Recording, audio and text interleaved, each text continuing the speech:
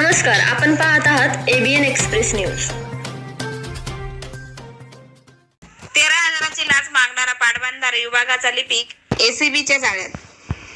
चाळीसगाव प्रतिनिधी अनिल राठोड यांनी घेतलेल्या सविस्तर माहितीनुसार मन्याड धरणातून गाळ टाकण्यासाठी परवानगी मिळण्यासाठी आवश्यक त्या कागदपत्रांची पूर्तता करण्यासाठी 13,300 रुपयांची लाच मागणाऱ्या चाळीसगाव पाटबंधारे उपविभागाच्या लिपिकास धुळे विभागाच्या लाचलुचपत प्रतिबंधक विभागाने सापळा रचून दिनांक 15 डिसेंबर रोजी सकाळी 10:30च्या सुमारास ताब्यात घेतले आहे। जिल्हा परिषद बांधकाम विभागाच्या उपविभागीय अभियंत्याने 4 लाखाची लाच घेतल्याचे प्रकरण ताजे असतानाच आज पुन्हा हा प्रकार घडल्याने शासकीय पातळीवर चाळीसगाव विभागाचे नाव पुन्हा एकदा खराब झाले आहे।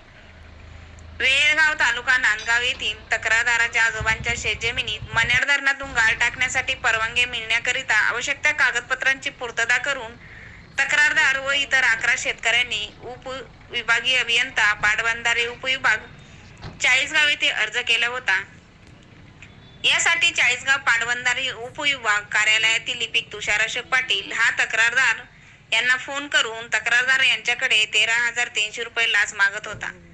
तक्रारदार यांनी वैतागून धुळे लाचलुचपत विभागाकडे दूरध्वनीने माहिती दिली होती।